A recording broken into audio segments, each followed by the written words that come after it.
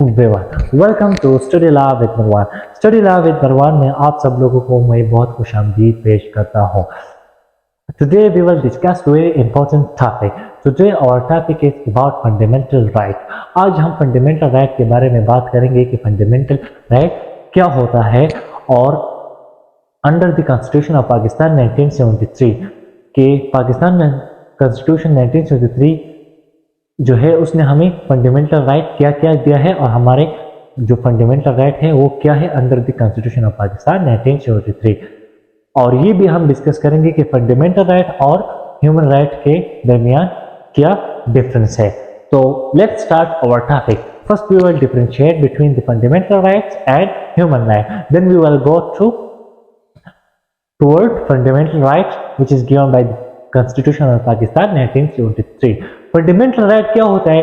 Fundamental right वो right होता है which is granted by the Constitution of the country, कि अगर कोई कंट्री आपको राइट देता है, ठीक है, तो वो क्या होगा? वो फंडामेंटल राइट होगा। लेकिन ह्यूमन राइट्स क्या है? ह्यूमन राइट्स क्या है? Which is given by the United Nation Organisation. United Nation Organisation जो आपको राइट देता है वो क्या है? वो ह्यूमन राइट है। और फंडामेंटल क्या है? Which is granted by the country of the constitution. Country की जो कॉन्स्टिट्यूशन होता है वो आपको अगर कोई राइट देता है तो वो फंडामेंटल राइट में आएगा। तो fundamental right is limited only under inside the country, but the human right is the universal right। human right क्या है? ये यूनिवर्सल राइट है, आपको ये सारी दुनिया में मिलेगा। लेकिन फंडामेंटल राइट आपको सिर्फ लिमिटेड रखेगा, कंट्री के अंदर ये आपको मिलेगा, ठीक है। तो ये थोड़ा सा डिफरेंस है fundamental right and human right में। So now let's start about the fundamental right which is given by the constitution of Pakistan 1973। तो फर्स्ट जो है आर्टिकल 9 से शुरू होके आर्टिकल 28 तक जो है ये हमारे फंडामेंटल राइट है which is granted by the constitution, जो हमें कॉन्स्टिट्यूशन ने दिया है, ठीक है। लेकिन आर्टिकल 8 हमें क्या बताता है कि no law make which is conflict with the fundamental right of the constitution, के इस तरह कोई लॉ नहीं बनेगा जो फंडामेंटल राइट के साथ कॉन्फ्लिक्ट करेगा या एक पर्सन की फंडामेंटल राइट को क्या करेगा? डिप्राइव करेगा, एक पर्सन की फंडामेंटल राइट को डिप्राइव करेगा, ठीक है। फिर एक पर्सन की फंडामेंटल राइट को डिप्राइव करेगा, इस तरह कोई लॉ नहीं बनेगा जो एक शख्स की फंडामेंटल राइट को के साथ कॉन्फ्लिक्ट करेगा या उसकी राइट की डिप्राइवेशन करेगा, ठीक है। तो ये हो गया हमारे पास आर्टिकल 8। देन हमारे पास आता है आर्टिकल 9 8, तो ये हो गया, ठीक है। देन हमारे पास आता है आर्टिकल 9। आर्टिकल 9 क्या है? लाइफ लिबर्टी या पर्सन सिक्योरिटी। लाइफ लिबर्टी क्या है? कि no one can deprive from his life liberty और डिप्राइव हिज लाइफ लिबर्टी। तो कोई भी पर्सन जो है क्या है? लाइफ लिबर्टी से आप महरूम नहीं कर सकते किसी भी पर्सन को, और ना उसकी डिप्राइवेशन कर सकते हो आप उसकी life liberty. It is the responsibility of the state to protect the life liberty of the person. ये क्या है? स्टेट की रिस्पॉन्सिबिलिटी होगा कि आपकी लाइफ लिबर्टी क्या है? कि आपको आज़ादाना जिंदगी गुजारना है, कि ये इस पे आपकी कोई रिस्ट्रिक्शन नहीं है। लेकिन इन केस ऑफ इमरजेंसी जो है या अगर आपकी कोई FIR हो जाता है और आपको ये प्रूफ हो जाए तो फिर आपकी लाइफ लिबर्टी की डिप्राइवेशन कर सकता है अकॉर्डिंग टू लॉ। तो ये क्या हो गया हमारे पास? Life liberty, article 9। Then next हमारे पास आता है आर्टिकल 10। क्या है? Arrest, safeguard against arrest and detention. Safeguard against arrest and detention का क्या मतलब है? And this article give to type of right. ये हमें दो किस्म की राइट देता है। फर्स्ट राइट क्या देता है कि if a person is arrested he will be presented to the magistrate and 24 hour, कि 24 आवर के अंदर वो मजिस्ट्रेट को प्रेजेंट करना जरूरी होगा। और इस तरह हमारे CRPC 61 में भी है कि जो शख्स अरेस्ट हो जाए वो आप मजिस्ट्रेट को प्रेजेंट करोगे अंडर 24 आवर में, ठीक है। दूसरा हमें ये क्या राइट देता है? ये भी राइट देता है कि if you arrest a person you must will be inform the person that you are arrested in these cases। उस शख्स को बताना होगा कि आप इस केस में अरेस्ट हो गए हो। तो ये क्या है? Safe guard against arrest and detention. ठीक है, आर्टिकल 10। फिर इसमें आर्टिकल 10A है। आर्टिकल 10A क्या है? Fair and free trial. If you arrest the person, he will be treated as fair and free trial। वो fair and free trial उसके साथ होगा, उसके साथ कोई जुल्म या उसके साथ नाइंसाफी नहीं होगा अगर कोई शख्स अरेस्ट हो जाए। ठीक है, 11 नंबर आर्टिकल क्या है? कि safe guard against slavery and labour force. कि कोई भी शख्स आप जो है स्लेवरी उसको जो है ना बंद नहीं कर सकते। ठीक है, it is strictly prohibited and the law. Pakistan में स्ट्रिक्टली प्रोहिबिटेड है कि कोई भी शख्स आप जो है स्लेवरी उसको पाबंद नहीं कर सकते। या ये भी लेबर फोर्स का क्या मतलब? लेबर फोर्स का क्या है कि अंडर एज, जो शख्स अंडर, जो चाइल्ड अंडर, उसको आप जो है लेबर पे नहीं कर रख सकते अगर वो जगह उसके लिए हाजर्ड हो, खतरनाक हो या उसके लिए रिस्क हो, तो उस जगह पे आप उनको नहीं रख सकते। चाहे अगर उस शख्स की विल भी मौजूद है कि मैं ये काम करना चाहता हूँ, फिर भी आप लायबल हो, उसको नहीं रख सकते काम पे। ठीक है, ये हो गया slavery, safeguard against slavery and labour force है। ठीक है, फिर हमारे पास आता है 12 नंबर आर्टिकल। 12 नंबर आर्टिकल क्या है? Retrospective punishment. रेट्रोस्पेक्टिव पनिशमेंट क्या है? Retro mean past, because you can not punishment the person at the previous act and the new law। कि तुम जो है उस शख्स को पनिशमेंट नहीं कर सकते अगर उसने एक एक्ट या ओमिशन उस टाइम किया था जिस टाइम वो कानून नहीं बना, लेकिन अगर जो कानून बना है वो अभी बना है। ठीक है, तो उस जो नया कानून है उसमें उसको पनिशमेंट नहीं कर सकता, उसको आप ट्रीट करोगे जो प्रीवियस जो ओल्ड लॉ है उसमें आप ट्रीट करोगे। सपोज मैं आपको एग्जांपल देता हूँ, एक पर्सन है वो एक काम करता है, एक एक्ट करता है या ओमिशन करता है, तो उस टाइम क्या है? पनिशेबल नहीं है या प्रोहिबिटेड वाला नहीं है, लेकिन कुछ टाइम बाद वो क्या हो जाता है? प्रोहिबिटेड हो जाता है, ला उसको उस पर पाबंदी लगा देते हैं। तो जो पाबंदी उस पर लग जाती है अगर वो उसको पनिशमेंट नहीं मिलेगा, क्योंकि उसने जो काम किया था वो पहले किया था और कानून जो बन गया वो बाद में बन गया। Simple is mean that. ठीक है, तो ये क्या हो गया हमारे पास? आर्टिकल 12।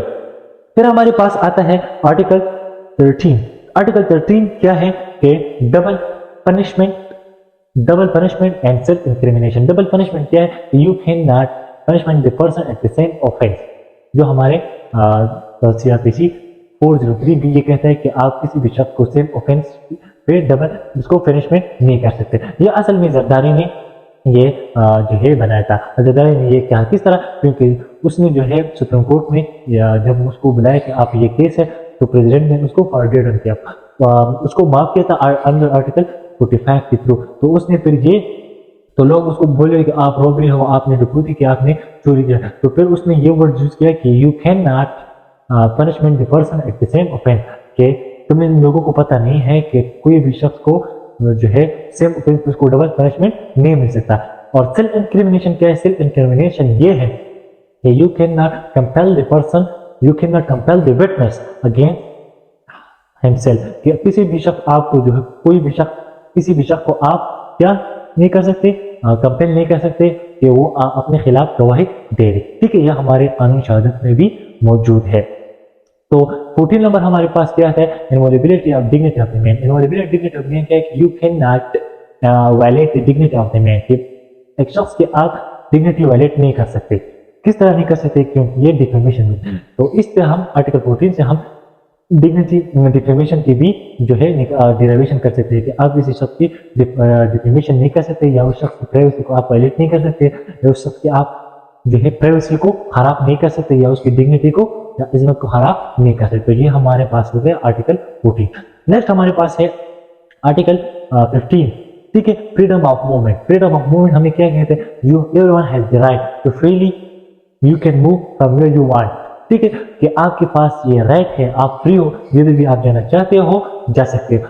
Simple as that. जिस तरह हम एक जगह से दूसरी जगह जाते हैं, एक प्रोविंस से दूसरे प्रोविंस जाते हैं, it is due to the freedom of the movement. Freedom of movement की वजह से हम एक जगह से दूसरी जगह जाते हैं, हमें लोग कुछ नहीं कहते। ठीक है, लॉ कुछ टाइम के लिए, फॉर टाइम भी it is restricted by the law और सस्पेंडेड बाय, कुछ टाइम के लिए हमारे जो लॉ है ये राइट को सस्पेंड भी कर सकता है फॉर टाइम भी। ठीक है, ये हो गया फ्रीडम ऑफ मूवमेंट। फिर हमारे पास आता है freedom of assembly. Freedom of assembly क्या है? You have the right to freedom of assembly। assembly क्या है? पीसफुल assembly, कि आपके पास ये राइट है कि आप जो है प्रोटेस्ट कर सकते हैं पीसफुली। अगर वो प्रोटेस्ट अनलॉफुल assembly को कन्वर्ट नहीं होता, लेकिन जब वो अनलॉफुल assembly को कन्वर्ट होगा तो फिर आप क्या करेंगे? वायलेशन ऑफ लॉ आपने किया है, तो क्या होगा? तो आप जो है पीसफुल assembly कर सकते हो, ये आपकी फंडामेंटल राइट है जो अंडर 16 में हमें दिया है, आर्टिकल 16 में मौजूद है, ठीक है। और फिर हमारे पास क्या है? फिर हमारे पास आता है freedom of association, article 17। Article 17 freedom of association हमें क्या कहते हैं? You have the right to make और जॉइन द रजिस्टर्ड एसोसिएशन, क्या आपके पास ये राइट है कि आप ज्वाइन कर सकते हो, ठीक है, या रजिस्टर कर सकते हो एसोसिएशन। एसोसिएशन क्या मतलब है? पॉलिटिकल एसोसिएशन हो या रिलीजन एसोसिएशन हो, आपके पास ये राइट है, ठीक है, और रजिस्टर, ठीक है। लेकिन हमारी हुकूमत के साथ ये राइट है तो वो इस राइट को सस्पेंड भी कर सकता है in case of the emergency, ठीक है। फिर हमारे पास आते हैं freedom of trade. Freedom of trade क्या है? फ्रीडम ऑफ ट्रेड, ऑक्यूपेशन और बिजनेस, कि आपके पास ये राइट है, you have the right to freely trade, ठीक है, under which is not prohibited by law या which is not illegal। Illegal चीज नहीं हो या आपको लाइसेंस मिल गया हो ट्रेड करने का, तो फिर आप फ्रीली उसको ट्रेड कर सकते हो। लेकिन जब आप इलीगल चीज पे काम कर रहे हो या आपके साथ लाइसेंस नहीं है, तो फिर ये क्या है? वायलेशन ऑफ द लॉ है, ठीक है। ऑक्यूपेशन भी है, आप किसी भी ऑक्यूपेशन पे जा सकते हो, ठीक है, आप किसी भी बिजनेस कर सकते हो। तो ये हमारे पास हो गया आर्टिकल 18। फिर हमारे पास आते हैं आर्टिकल 19, क्या है? Freedom of speech. Freedom of speech क्या है? You have the right to freely express your feeling and opinion, कि आपके पास ये राइट है कि आप अपने फीलिंग, आप अपने ओपिनियन को एक्सप्रेस कर सकते हैं। But new law is made, नया लॉ बन गया है कि you can not speak against the army force, कि आर्मी फोर्स के खिलाफ आप कुछ नहीं बोल सकते। तो आपको फिर अगर आप बोलेंगे तो आपको कितनी सजा में? 5 year you will be punishment, you will be punishment for 5 year. 5 year की सजा आपको मिल सकता है अगर आप आर्मी के खिलाफ बोलोगे। ये नया लॉ बन गया। फ्रीडम ऑफ स्पीच आपके पास है, लेकिन आप जो है इस्लाम के अगेंस्ट नहीं बोलोगे, ठीक है, आर्मी के खिलाफ नहीं बोलोगे। और हमारे जो फ्रेंडली जिस कंट्री के साथ फ्रेंडली रिलेशन, उसके खिलाफ भी आप नहीं बोल सकते, ठीक है। ये हो गया फ्रीडम ऑफ स्पीच। फिर हमारे पास आते हैं इसमें अमेंडमेंट हो गया 19A। 19 के freedom of information, you have the right to gain information from public sources या पब्लिक सर्विस वालों से। आप ये भी राइट है आपके पास कि ये एक्सेस कर सकते हैं कि आपने काम इस तरह किया, मुझे हमें बता दे कि आपने अगर कोई ठेकेदार है तो आप उससे बोल सकते हैं कि आपने इस पे कितना पैसे लगाया, इस पे किस तरह इस पे लगाया, तो ऑल डिटेल आप उससे ले सकते हैं, ठीक है। ये तो हो गया आर्टिकल 19A। फिर हमारे पास आते हैं freedom of religion. Freedom of religion क्या है? आर्टिकल 20। आर्टिकल 20 क्या है? Freedom of religion. Freedom of religion क्या है? कि you have the right to freely join the religion. ये आर्टिकल मेनली जो है मिनॉरिटी को हक देता है कि आप लोगों के पास ये राइट है कि जो मजहब आपको अच्छा लगे आप उसको ज्वाइन कर सकते हो, ठीक है। ये हो गया फ्रीडम ऑफ रिलीजन, ठीक है, फ्रीडम। फिर हमारे पास आता है 21। 21 क्या है? आर्टिकल 21। आर्टिकल 21 ये है you can safeguard against taxation for a particular religion. Simple सी मीन दैट है कि आप किसी भी पर्सन को कंपेल नहीं कर सकते कि हमारा जो रिलीजन उसमें आप पे करें या ज़कात दे दे वगैरह, ठीक है। ये हो गया 21 क्या है? कि आप किसी को कंपेल नहीं कर सकते कि हमें जो है टैक्सेशन दे दे या वगैरह दे दे कि हम एक मस्जिद बना रहे हैं, या तो नॉन, इसका सिंपल सी मतलब है कि नॉन मुस्लिम को आप कंपेल नहीं कर सकते कि हमें जो है ये दे दें, टैक्स दे दें या ज़कात दे दें, हम ये मस्जिद बना रहे हैं नॉन मुस्लिम को, ठीक है। फिर हमारे पास आते हैं 22। 22 क्या है? कि education, safeguard education institution respect of religion, के नॉन मुस्लिम के पास ये अथॉरिटी है कि वो अपनी एजुकेशन को लोगों को एजुकेट कर सकते हैं, अपने इंस्टीट्यूशन बना सकते हैं, ठीक है, इंस्टीट्यूशन बना सकते हैं। लेकिन फ्रीडम ऑफ रिलीजन में ये भी है कि you can not force the person to read your Islamic book, कि आप इस्लामिक बुक को वो रीड करेगा, आप किसी भी पर्सन को कंपेल नहीं कर सकते, ठीक है। ये तो हो गया आर्टिकल 22। फिर हमारे पास आता है आर्टिकल 23। आर्टिकल 23 के property provision of property of right, के you have the right to sell, buy anyone you want to you can do with your property, कि आपके पास ये राइट है कि आप अगर अपने प्रॉपर्टी को सेल करना चाहते हो, उसको बाय करना चाहते हो या उसको ट्रांसफर करना चाहते हो, ये सब आपके पास राइट है। ठीक है, ये 23 है। फिर 24 क्या है, provision of protection of property. Protection of property क्या है कि स्टेट के पास स्टेट के पास ये आता रिस्पॉन्सिबिलिटी है उसकी कि वो आपकी प्रॉपर्टी को प्रोटेक्ट करेगा अकॉर्डिंग विद लॉ। अगर उस प्रॉपर्टी पे कोई केस वगैरह नहीं हो या अकॉर्डिंग विद लॉ तो वो फिर वो आपको सेव कर सकते हैं, या अगर कोई बंदा आपकी प्रॉपर्टी की वायलेशन करे तो वो आपको कंपनसेट करेगा या आपकी प्रॉपर्टी की डिप्रिवेशन कर देता है। ठीक है, फिर हमारे पास आता है आर्टिकल 25। आर्टिकल 25 क्या है, इक्वलिटी बिफोर लॉ, कि everyone will be treated equally before law, हर सबको इक्वली ट्रीट किया जाएगा बिफोर लॉ के आंखों की नजर में। तो हर शख्स को क्या होगा, इक्वली ट्रीट किया जाएगा, जो प्रैक्टिकल में नहीं है। क्योंकि नहीं है कि हमारी जो जेलें हैं आप उसको देख सकते हैं ABC ग्रेड बना हुआ है, क्योंकि या तो हम ये कहते हैं आर्टिकल 25 तो हर शख्स को इक्वली ट्रीट करे, तो फिर हमारे जो जेलों में ये ABC गरीब और अमीरों के लिए कैटेगरी क्यों है। ठीक है, फिर हमारे पास आता है आर्टिकल 25A कि फ्री एजुकेशन। एजुकेशन क्या है कि हर बंदे को जो 5 से लेकर, ठीक है, 5 से लेकर 16 एज तक उसको फ्री कंपलसरी एजुकेशन मिलेगा। ठीक है, ये हो गया 25 के आर्टिकल। फिर हमारे पास आता है 26 है कि you have free access to public place, कि आप पब्लिक प्लेस पे फ्रीली जा सकते हो अगर उस पे कोई रिस्ट्रिक्शन नहीं हो लॉ की। ठीक है, इन केस ऑफ इमरजेंसी। ठीक है, कि आप पब्लिक प्लेस को फ्रीली जा सकते हो, जिस तरह हमारी कोर्ट है वो पब्लिक है, अदालत जो है वो पब्लिक प्लेस है, हमारे पार्क वगैरह ये जो पब्लिक प्लेस आप उधर जा सकते हो अगर उस पर कोई रिस्ट्रिक्शन नहीं लगाया हो लॉ ने। ठीक है, फिर लास्ट 27 है। 27 क्या है कि there will be no discrimination in case of service. Service के दरमियान कोई डिस्क्रिमिनेशन नहीं होगा। किस तरह डिस्क्रिमिनेशन होगा कि ये नहीं होगा कि ये व्हाइट पर्सन को ये सिर्फ ये सर्विस मिलेगा या ब्लैक को मिलेगा, या रिलीजन के बेस पर के साथ डिस्क्रिमिनेशन, या प्रोविजन के बेस पर discrimination. No, he will be treated same, there will be no discrimination in the case of service. Otherwise but the qualification is must, qualification must होगा उसके लिए और मेरिट बेस पे होगा। तो ये हो गया हमारे आर्टिकल 27। लास्ट में हमारा आता है आर्टिकल 28। आर्टिकल 28 क्या है कि आप अपने कल्चर को, रिलीजन को, लैंग्वेज को प्रमोट कर सकते हो। ठीक है, और उसकी एडवर्टाइजमेंट या उसकी प्रमोशन आप कर सकते हो। तो ये it's all about the fundamental right जो मैं आपके साथ शेयर करना चाहता हूँ, जो बहुत जरूरी इंपॉर्टेंट था। If you like my video, do like and do not forget subscribe button. So thank you for your time and watching.